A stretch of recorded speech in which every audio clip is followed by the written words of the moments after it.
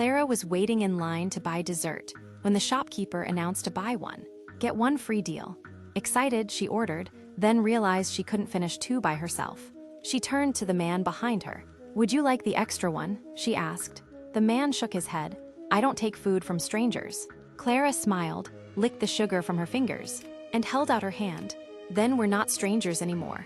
He hesitated, then shook it. His name was Adrian. What Clara didn't know, Adrian wasn't just any traveler. Moments later, a man in a suit hurried in, telling Adrian their flight was canceled. Another woman entered, explaining that every nearby hotel was already booked. Without a second thought, Clara offered her small family in, but their bodyguard stepped forward firmly. "We don't share rides with strangers." Awkwardly, Clara started to leave, until Adrian's mother insisted they accept. Soon, Clara was driving the mysterious group through the snowstorm. Something about them felt off.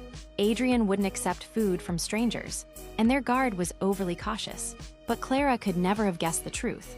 Adrian was the king of the kingdom of Noah, traveling in secret with his mother and bodyguard, preparing for delicate political talks, plans now ruined by the storm.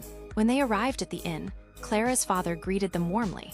That evening, music and laughter filled the hall as guests danced and sang. Everyone joined in, except Adrian, who sat stiffly in his suit. Clara teased him gently. "You could relax a little, maybe even dress down," he answered dryly. "This is already casual for me." Before he could say more, his phone rang. The call left him tense and withdrawn.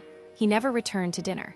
Later that night, when the inn had grown quiet, Clara quietly placed a tray of food outside his door, knocking softly before slipping away. When Adrian opened it and saw the meal waiting, he paused. For the first time all night, the distant king allowed himself a small smile.